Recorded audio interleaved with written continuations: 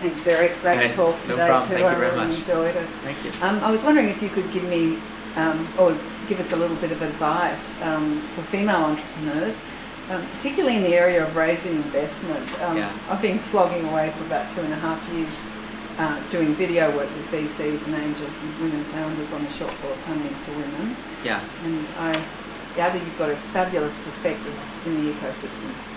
Yeah, I mean, I've seen this firsthand. This is a delicate topic, and I've written about it, and I actually get in more trouble when I open my mouth on the subject than anything else I talk about, bar none. So I want to be careful in this answer.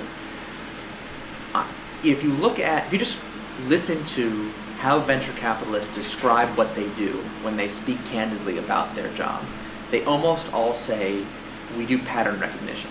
What they mean is they develop, like over many years, a real expertise at understanding these are the patterns that ultimately lead to success. Now, if you look at the academic research on pattern recognition and how human beings do it, you will learn that pattern recognition is a fancy phrase for bias. It is impossible to do pattern recognition without having irrelevant factors creep in to the neural network that we, and it's not an intentional malice or anything, it's just a necessary side effect of how pattern recognition works. And that means if you do not look the part, you'll be at a slight disadvantage in those situations. And if you look at me, I look the part. So it has always been to my advantage to be able to walk into those rooms and kind of look and feel like the current pattern archetype of what they're looking for. Young, male, computer science person who, can speak a certain way and looks a certain way. Like, that's just a fact of the situation, and I think that bias is real.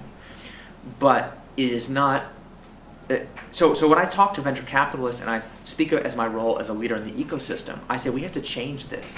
I mean, we have a moral obligation to make our selection processes as meritocratic as possible, and that means we do everything possible to eliminate unnecessary bias. So, for example, if you look at all of the accelerator and incubator programs that admit people, there's always a written application that comes first before the in-person interview.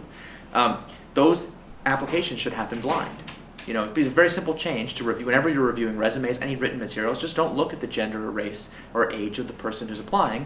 And whenever I've made that change in the selection processes I've been involved with, we see a dramatic difference in the quality of the candidates we do because we make the process more meritocratic.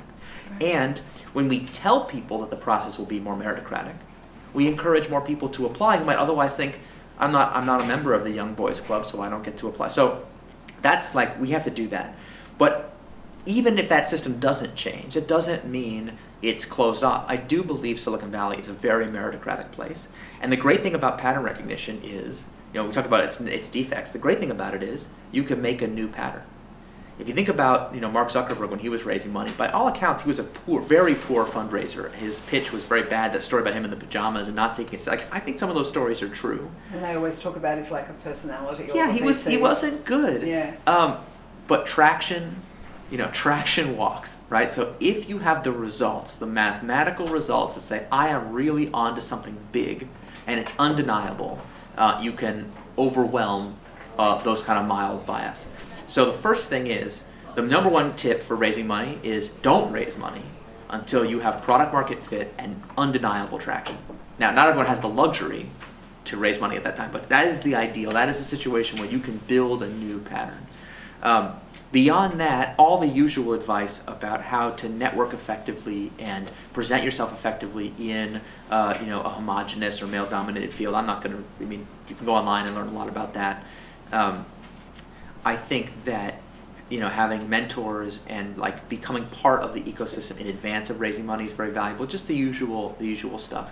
But I think we're kidding ourselves if we pretend like these obstacles aren't there.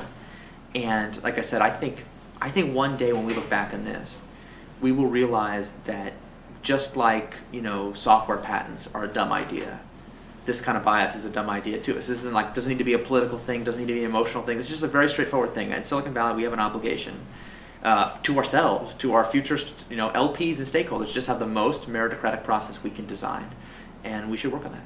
Fabulous. Thank you so much. You're an My inspiration. pleasure. Oh, thank you.